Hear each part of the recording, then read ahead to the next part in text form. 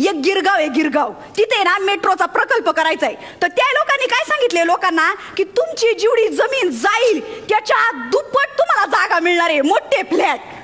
अहो बाई, मी काय म्हणते, असंच कर. समजा का तुम्ही 2 एकर जमीन घेतली तर मला आपला 4 एकराचा फ्लॅट दे ना मुंबईत, पाहिजे तर उपनगरात दे, बांद्र्या बिंद्र्यात. पाहे बांद्र्यात उपनगरात तुम्हाला जमीन पाहिजे 4 एकर.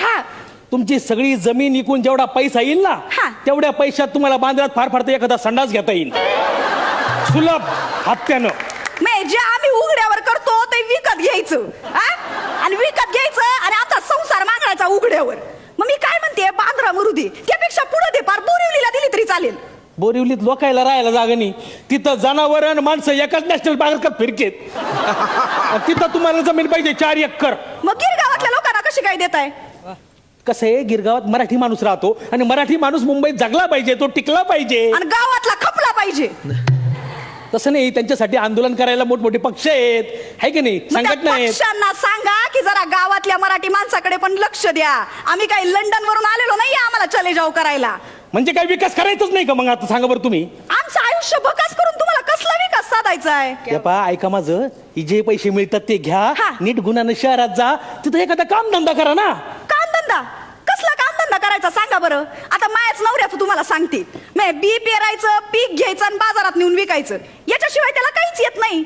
शहरात जाऊन तो माणूस काय करणार?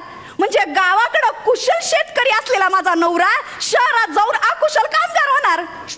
मग तुमच्या मुलांना नोकरी देणार ना आम्ही इथं फॅक्टरीत? कसली? चौकीदाराची. म्हणजे जो खरा या जमिनीचा मालक आहे तो दुसऱ्या मालकाचा नोकर होणार.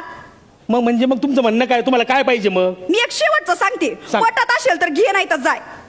सांग आता काय. ये बघा, तुम्ही आमच्या जमिनी घेणार आणि तिकडं फॅक्टऱ्या उभारणार. मी काय म्हणते, त्या फॅक्टऱ्यांमध्ये आम्हाला पार्टनरशिप द्या. मी जितकी ज्या शेतकऱ्याची जमीन आहे तितकी त्या शेतकऱ्याची पार्टनरशिप. अडाणी लोक काय करणार बरं कारखानदार होऊन? मग काय झालं, होऊ दे की या अडाणीला पण उद्योगपती. असं नसतंय ते. तुम्हाला सांगितलं तेवढं करा, पैसे घ्यायचं निघायचं. अरे देशासाठी, अरे देश एवढा मोठा प्रकल्प उभारतोय, एवढा विकास होतोय, त्याच्यासाठी तुम्हाला थोडासा त्याग करता येणार नाही? त्याग आम्हीच करायचा का? शेतकऱ्यांनी मक्ता घेतलाय का त्याग करायचा? तुम्ही शहरातली लोक 11 महिने एखाद्या घरात राहता तर ते भाड्याचं घर सोडताना टाळ लावताना तुमच्या डोळ्यात पाणी येतं. आणि आमच्या 11 पिढ्या ज्या मातीत घालवल्या त्या आम्ही आनंदाने तुमच्या स्वाधीन करायचं. हे माझं शेत आहे ना, इथंच कुठंतरी माझा जन्म झालाय. आणि ते जे लिंबाचं झाड आहे ना, ते लहानपणापासून लय आवडायचं मला.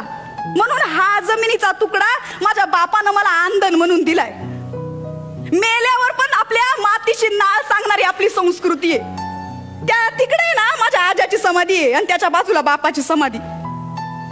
रात्री बेरात्री मी अशी इथून फिरते ना तेव्हा असं वाटतं बाप पाठीशी आहे. तिथं शहरात गेल्यावर कोण आहे पाठीशी? तिथं तर 70 वर्षाच्या म्हातारीला सोडत नाहीत. अहो आमचं सोडा, हा बघा समोर बसलेला माणूस इतकी वर्ष मुंबईत आलाय पण गावाशी नाळ तुटते का विचारा त्याला. अहो पण मग आम्ही तुमचं पुनर्वसन करू ना. 65 वर्ष झाली, 65 वर्ष रिफ्युजी कॅम्प बंद नाही झालेत. भाकरा नांगल कोयनावाल्यांच्या त्या विस्थापितांचं काय केलं तुम्ही?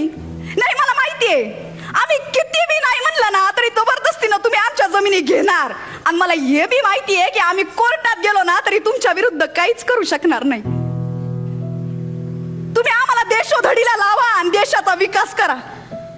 पण एक गोष्ट माझ्या लक्षात आलीये, घरापेक्षा मोठा गोठा बांधून गाई बैल शेळ्या पाळण्यापेक्षा गेटच्या समोर इंग्लिश कुत्रा पाळणं ना हा तुमचा विकास आहे.